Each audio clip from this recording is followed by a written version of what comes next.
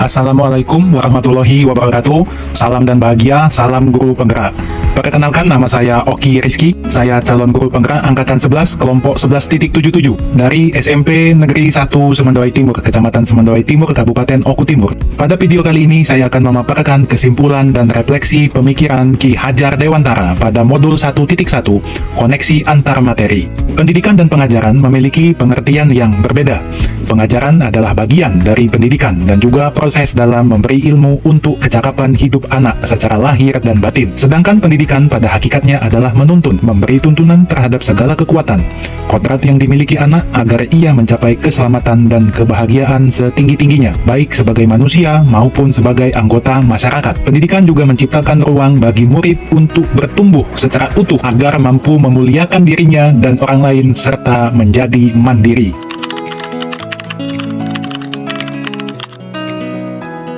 Sebelum mempelajari modul 1.1, saya selalu mengira bahwa metode diskusi yang saya terapkan dalam pembelajaran saya sudah tepat, di mana pada setiap sesi pembelajaran saya selalu memasangkan murid yang kognitifnya bagus dengan murid yang kognitifnya kurang dalam satu kelompok, dengan harapan dapat mendongkrak nilai mereka yang memiliki tingkat kognitif rendah agar bersama-sama dapat mencapai nilai KKM. Fokus saya hanya berupaya agar anak mencapai KKM saja. Saya beranggapan jika nilai murid sudah mencapai KKM, maka pembelajaran sudah berhasil. Saya baru menyadari apa yang saya lakukan sebenarnya tidak menyelesaikan problem utamanya. Minat dan bakat mereka hanya tampak pada siswa yang kognitifnya memang tinggi, sedangkan yang lain tetap pasif. Motivasi belajar mereka juga menurun, karena merasa yang menjadi motor penggerak kelompok hanya itu-itu saja.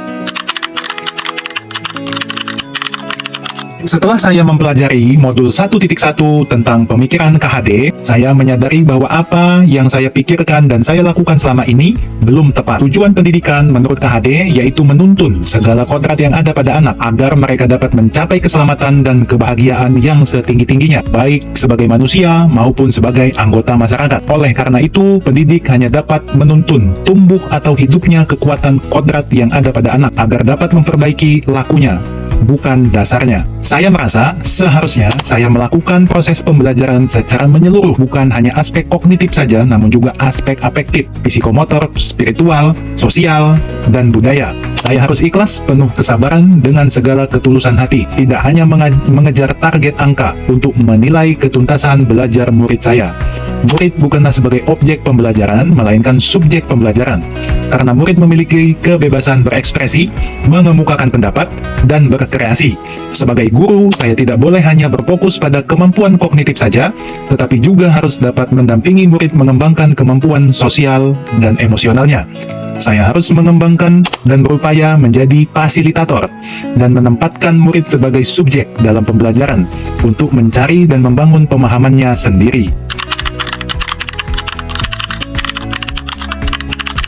Yang dapat saya terapkan lebih baik agar kelas saya mencerminkan pemikiran KHD adalah dengan menyadari bahwa masing-masing murid adalah individu yang unik serta istimewa, sehingga saya harus dapat merancang pembelajaran yang interaktif, menyenangkan dengan melibatkan murid, menciptakan pembelajaran yang menyenangkan melalui pemilihan media pembelajaran yang bervariasi, lalu tidak lupa selalu berusaha menanamkan nilai-nilai budi pekerti pada setiap kegiatan pembelajaran, dengan harapan agar nantinya peserta didik tidak hanya cakap secara intelektual, tetapi juga cakap secara sosial emosional.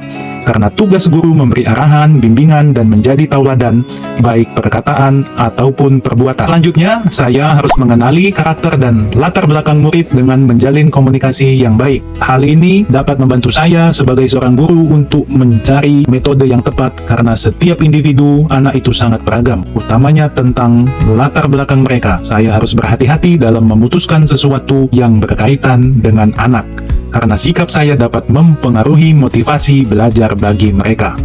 Semoga video ini menginspirasi bagi Bapak, Ibu pejuang pendidikan. Terima kasih, salam dan bahagia. Wassalamualaikum warahmatullahi wabarakatuh.